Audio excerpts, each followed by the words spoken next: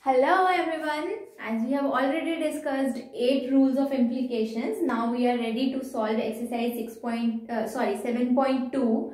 So we are solving 7.2 third part. Second question we will solve second and one more question, and rest you should solve by yourself, and if you have any doubts write in the comment section. I will surely help you with your doubts. So but please solve. You have to solve the questions, then only you will be able to get good marks in exams, actually clear the exam. So yeah, if you have solved the questions, so by now this exercise will be a bit easy for you, easier than the earlier one. Okay, so this is the conclusion. So conclusion is n dot k, and we already have n in our question. So n is here, and if I get k somehow, then I can do the conjunction. I can apply rule conjunction on it. So I need to get k. Where is k in the question? Here. So I will get k from this premise, that is clear. And I already have. So if I look at the question carefully, I'll see that this is p, the n, and this is q. So p horseshoe q, p therefore q. Modus ponens. How? That n is p and d dot w is consequent the q. So p horseshoe q, p therefore q. Modus ponens, right? Then I have d dot w, very simple. Okay, I did not write 1 and 3 modus ponens, and d dot w, d, fourth simplification. Then I have d, so p horseshoe q, that is d horseshoe k, d, therefore k. 2 and 5 modus ponens. I hope this is clear. This is very easy question. And then I have k, I have n also. So n dot k. 3 and 6 conjunction. A very simple question. Okay. We should do one more question to get the more clarity on the questions. Okay, we will solve question number 23 because it's a bit tricky question. Okay. So let's see how we will do it. ये रहा conclusion. E wedge F. Where is E in the question? Here. Where is F in the question? Here. यानी कि मुझे इन दोनों को बाहर लाना है कैसे भी करके. अगर मैं ध्यान से देखूं तो मुझे क्या चाहिए? मुझे E wedge F और मेरे पास A wedge B ऑलरेडी है.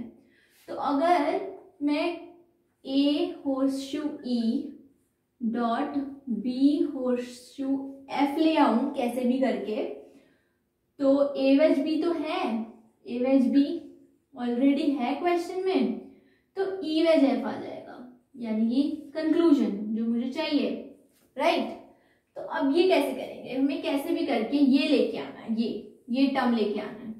तो उसके लिए इसको और इसको बाहर निकाल के और कंजंक्शन करना होगा. इतना तो समझ में आ रहा है. कैसे करेंगे देखते हैं. ए वेज बी नेगेशन ए है, बी आ जाएगा. मुझे भी नहीं पता है क्या होगा इस क्वेश्चन का, बट मुझे दिख रहा है तो मैं कर रही हूँ. आपको ऐसे ही करना, ठीक है. डिसजंक्टिव सिलोजिज्म हो गया. अब क्या करें? अब अगर मैं देखूं कि मुझे ये चाहिए, ये कैसे आएगा? ये ऐसे आएगा, ये ऐसे आएगा कि नेगेशन ए वेज डी आ जाए. नेगेशन ए तो है, तो नेगेशन ए वेज डी मैंने कर दिया. 4 में मैंने क्या करा? एडिशन. एडिशन क्या होता है? P therefore P wedge Q. ये क्यू की जगह पे कुछ भी रख सकते हैं हम एज पर आवर क्वेश्चन. मेरे क्वेश्चन का डिमांड है मुझे डी चाहिए, तो मैंने डी लिख दिया. जो क्वेश्चन का डिमांड है वो रख सकते हैं, क्योंकि मैंने बताया था कि कोई फर्क नहीं पड़ता है क्यू कुछ भी होए, पी तो ट्रू है ही, इधर और केस.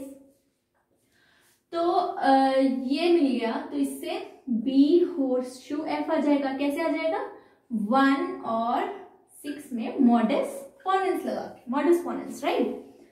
8 अब क्या करें, अब बी भी है मेरे पास, तो बी वेज सी आ जाएगा, तो ये भी आ जाएगा, तो बी वेज सी कैसे आया, 5 में addition, as per the question demand addition में कोई भी वेरिएबल रख सकते हैं।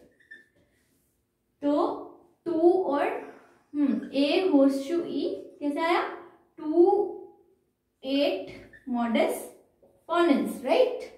So I hope this is making sense to you. Maybe you can get any doubt in this question. So if you have any doubt, just ask me.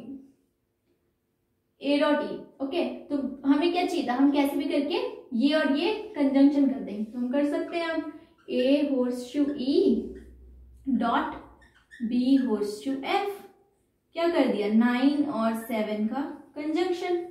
अब मैंने b holds to f dot a holds to e क्यों नहीं किया, मतलब ये पहले 9 क्यों लिखा, पहले 9 इसलिए लिखा क्योंकि हमारे पास a वेज भी अवेलेबल है, तो e वेज f आएगा कंस्ट्रक्टिव डिलेमा से। क्या होता है constructive dilemma, p holds to q dot r holds to s, p wedge r therefore q wedge s। तो इस फॉर्म में लाने के लिए इसे ऐसा करा, तो 11 में आ गया e वेज f, कैसे आ गया 10 और 3 में हमने लगाया है constructive dilemma.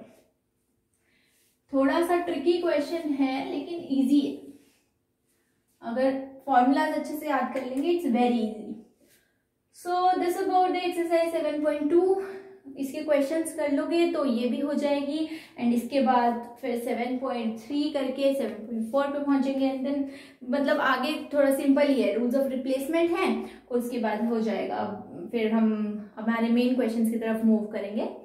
So this is it, and I hope this all makes sense to you. If you have any doubts, please write in the comment section, subscribe to my channel and press the bell icon, and don't feel shy to ask any doubts you can ask me. Okay, till we'll meet in the next video now. Till then, bye bye.